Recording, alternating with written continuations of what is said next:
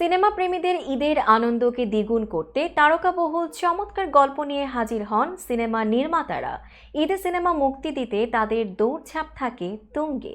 এবারও তার ব্যতিক্রম নয়। এবার ঈদুল আজহায় মুক্তির অপেক্ষায় আছে 5টি সিনেমা। সংখ্যায় কম হলেও মানের দিক থেকে বিগত সময়ের তুলনায় নতুনত্ব দেখা যাবে বলে জানিয়েছেন সিনেমা সংশ্লিষ্টরা। এবারে মুক্তিপ্রাপ্ত সিনেমাগুলো হলো তুফান, ময়ূরাক্ষী, ডার্ক ওয়ার্ল্ড, রিভেঞ্জ এবং আগন্তুক। এবারের ঈদে মুক্তির দৌড়ে এগিয়ে রয়েছে রায়হান রাফি পরিচালিত তুফান। শাকিব খানের একেবারে অন্যরকম লুক, অ্যাকশন, অভিনয় সব মিলিয়ে যেন ভিন্ন বার্তা দিচ্ছে তুফান।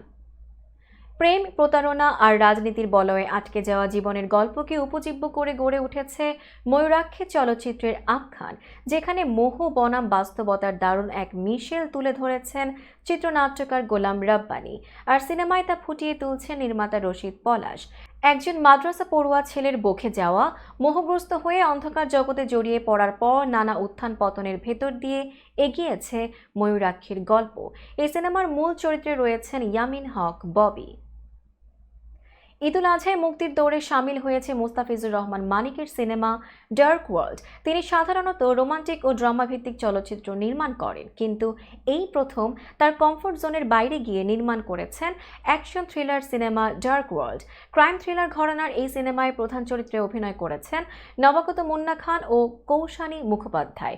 সোশ্যাল মিডিয়ায় অশ্লীল ফুটেজ ছড়িয়ে একটি চক্র প্রতারণা করে, তাদের নির্মূলের অভিযান নিয়েই সিনেমার গল্প। গত ঈদুল ফিতরে মুক্তি পেয়েছিল শবনম বুবলী অভিনীত দেয়ালের দেশ ও মায়া নামে দুটি সিনেমা। আসন্ন ঈদেও দুটি সিনেমা মুক্তির কথা থাকলেও মুক্তি পাবে রিভেঞ্জ। অ্যাকশন ঘরানার এই ছবিতে বুবলীর বিপরীতে রয়েছেন জিয়াউল রোশান। মুক্তির তালিকায় শেষ পর্যন্ত কোন সিনেমাগুলো থাকছে, যখন এই আলোচনা ঠিক সেই মুহূর্তে আগন্তুক হয়ে ধরা দিল জাহিদ হাসান অভির আগন্তুক। সাসপেন্স থ্রিলার ঘরানার ছবিতে প্রধান চরিত্রে অভিনয় করেছেন পূজা চেরি ও শ্যামল মাওলা। ইতিমধ্যে এর ট্রেইলার সাড়া ফেলেছে নেট দুনিয়ায়।